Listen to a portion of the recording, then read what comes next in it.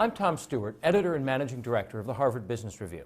Our guest today is Michael Porter, professor at Harvard University and head of the Institute for Strategy and Competitiveness.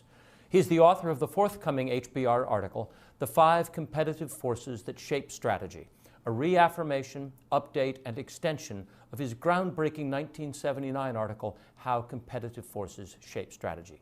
Mike, thanks for joining the program. To start, let's remind our viewers of what the 5 competitive forces are.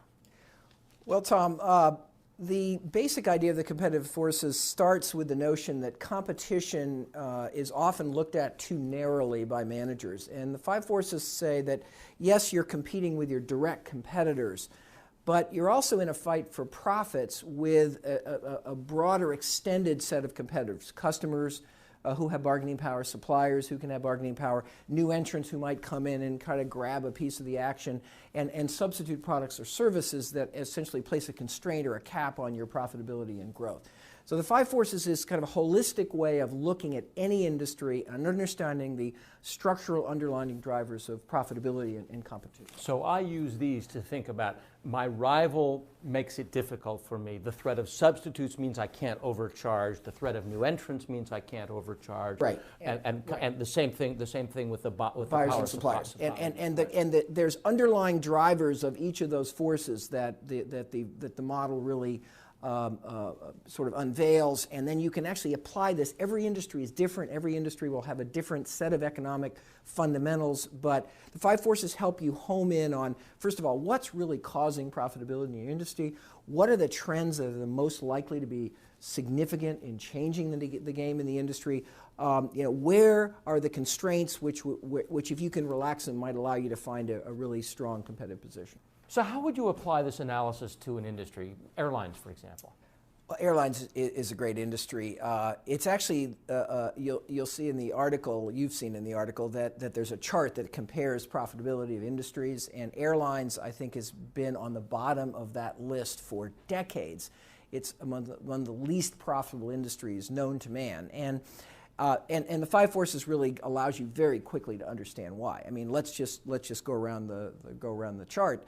The nature of rivalry is incredibly intense, and it's almost exclusively on price. It's been very hard to differentiate, to get the customer to wait even an extra 2 or 3 minutes for another flight if they can get on the flight at a cheaper price. So there's been a very intense price competition, low barriers to entry, a constant stream of new airlines coming into the industry, despite the fact that the profitability is low. It's always puzzled me. The low barriers to entry because you can rent a plane, you don't have to buy them. You can rent a plane, you can lease a gate. It's all generic technology. You can start with 1 flight between 2 city pairs. You don't have to, there's no real need to have a whole network in the beginning. And yet people keep coming in. I think it's just one of those sexy industries. It's a great example of how sexiness or coolness or hotness or chicness has nothing to do with industry profitability. The underlying structure is what drives profitability. The customer is very fickle and price sensitive. Suppliers of aircraft and aircraft engines and even aircraft gates at airports now have a lot of clout. They can bargain away most of the profits. GE and Rolls-Royce and Airbus and Boeing make a lot more money than airlines. They get most of the profit. And then, of course, there's always a substitute of getting on the train or driving your car or shipping your goods by air, and that's kind of kept a concern. And you have powerful suppliers of labor too. That's another powerful supplier. Right, exactly. There's a great case where you have unionized labor, and unlike other industries, in this industry, particularly with the pilots, the labor can literally shut you down, and there's no way around them. So it's an industry where there are spurts of what you might call mediocre profitability, punctuated by long periods of terrible profitability. So every one of the 5 forces is very strong in that industry. Yep. And you could take another industry where the 5 forces are right. Relatively benign right. in all cases. Like soft drinks. I mean, soft drinks has been a license to mint money, and again, it's the opposite kind of analysis. When I talk with students, we kind of joke around. There's 5-star industries where all the forces are attractive, like soft drinks. There's 0-star industries where all the forces are unfavorable, like airlines. And we're always trying to understand, okay, what's the configuration of underlying economic drivers that's going to really shape the profit potential of this industry? And then armed with that insight, what do I do about it? You know, how do I try to relax the constraint that's holding back industry profitability? How can I position myself to kind of insulate from some of the gale winds of those forces? And those implications of the 5 forces are something that this new article has developed in much more detail. You conceived this framework nearly 3 decades ago, and it has been the most extensively used both in management scholarship and management practice of any strategy framework, and I mean, it really has it changed the definition of strategy in a lot of ways. In these 3 decades, what have you learned? What have you learned about the application of these ideas in the real world of business? Well, the wonderful thing, of course, we learned is that these concepts can be applied to literally any industry. It's a product, a service, high tech, low tech, emerging economies, developed economies. Indeed, what one of the powers of the framework is it helps you avoid getting trapped or tricked by the latest trend or the latest technological sensation, and really allows you to focus on the underlying fundamentals. The internet's a good example. We got very, very confused by the internet because people saw the internet as a force as opposed to really enabling technology that might or might not impact the underlying structure of the industry. So I think one thing I've learned is the framework is very, very robust. But I've also learned that there's a lot of confusion and complexity in actually applying the framework in actual practice, and we've tried to clear as many of those areas up as we could in this new article. For example, how to think about rivalry. How do we understand when rivalry is really positive sum, which allows companies to, many companies to do well, and when does rivalry become really zero sum, where everybody's kind of dragged down into kind of a destructive battle that you can't win? I can understand zero sum. I mean, if we get in a price war, the only one who wins is the consumer, which is nice if you're a consumer. But what do you mean by positive sum competition? Well, the trouble with the zero-sum competition is then the consumer gets a low price, but they really get no choice. And a positive sum competition is where companies can compete on different attributes, services, features, customer support, that's actually relevant to particular groups of customers. And the most really positive sum competition is where companies are really competing on different things in order to meet the needs of different segments of customers. So we're growing the pie and there's a piece for each of us. There's a piece of us. In fact, one of the things we talk about in the new article, one of the things I did in the new article that we really probably didn't have the experience to do so many years ago was really talk a lot about the implications. If this is the way competition works, what do you do about it?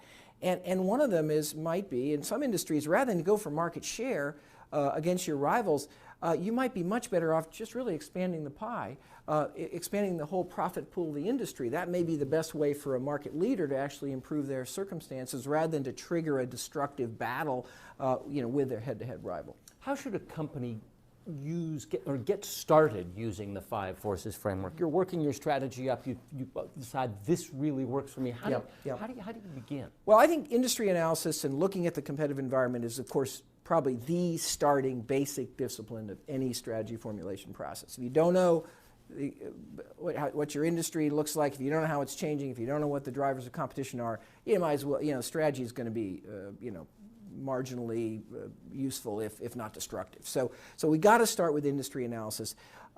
Figuring out what your industry is and drawing the right boundaries. And that's not always easy. It's not always easy. We've added a box in this new article which really addresses that question because I encountered so many companies that struggled with industry definition. Identifying really what the industry structure is in your particular industry. And then there's another thing that a lot of managers do. They kind of go through the industry analysis and they say, okay, this is good, this is bad, this is good, this is bad. So this is a attractive industry or an unattractive industry. But of course, the real question is, how's that industry changing? Some have taken the 5 forces as really a static snapshot. But of course, the 5 forces give you the tools for understanding the dynamics and where's that industry structure changing, how are buyers and suppliers and substitutes and potential entry evolving, and then what implications does that hold for your strategy? How do you position yourself to find that spot within the industry that where you can command a really good profit given the 5 forces?